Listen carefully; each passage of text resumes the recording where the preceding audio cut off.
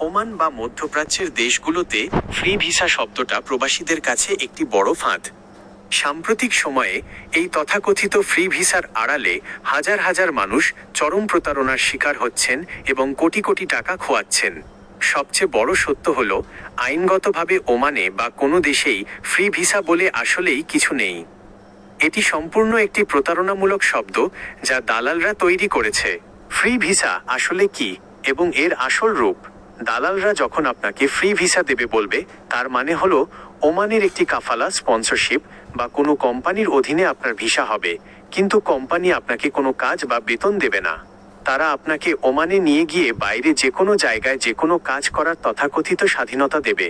এর পেছনে লুকিয়ে থাকা ভয়ঙ্কর বাস্তবতা, কোনো নির্দিষ্ট কাজ থাকে না।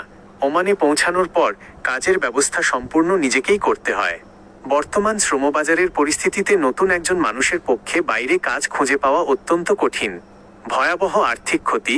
সাম্প্রতিক একটি গবেষণায় দেখা গেছে, ফ্রি ভিসার চক্করে পড়ে একজন প্রবাসীর সাধারণের চেয়ে কয়েক গুণ বেশি টাকা খরচ হয়ে যায়। ওমানে যাওয়ার পর আইডি কার্ড, বাতাখা নবায়ন করা বা বৈধতা বজায় রাখতে প্রতি বছর দালালের পেছনে বা কাফিলের মালিকের পেছনে লাখ টাকার ওপর গুনতে হয়।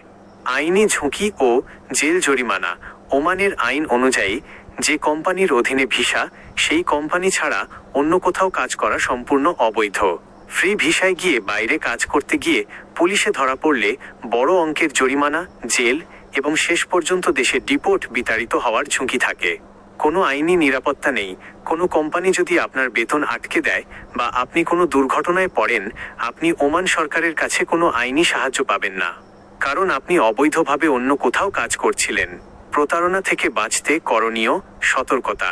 প্রবাসে গিয়ে নিজের বা পরিবারের ভবিষ্যৎ অন্ধকারের দিকে ঠেলে না দিতে চাইলে এই 4টি বিষয়ে কখনোই আপোস করবেন না।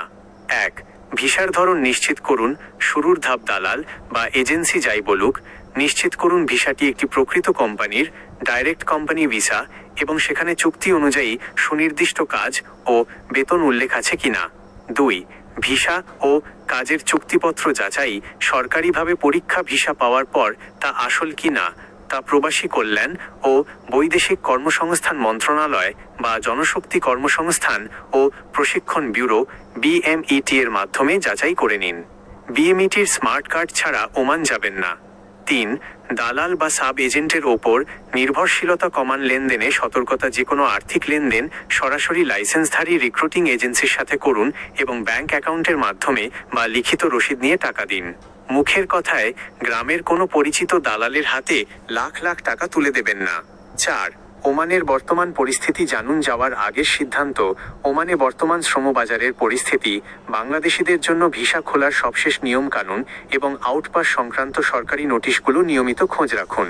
কাজ নিশ্চিত না হয়ে শুধু ওমানে প্রবেশ করার জন্য কোনো ভিসা কিনবেন না। মনে রাখবেন, কষ্টার্জিত টাকা এবং নিজের জীবনকে ঝুঁকিতে ফেলার আগে 10 বার ভাবুন। ফ্রি ভিসা মানেই স্বাধীনভাবে আয় করা নয়, বরং এটি দালালের পকেট ভারী করার এবং নিজের ভবিষ্যৎ অন্ধকারের দিকে ঠেলে দেওয়ার একটি চোরাপথ।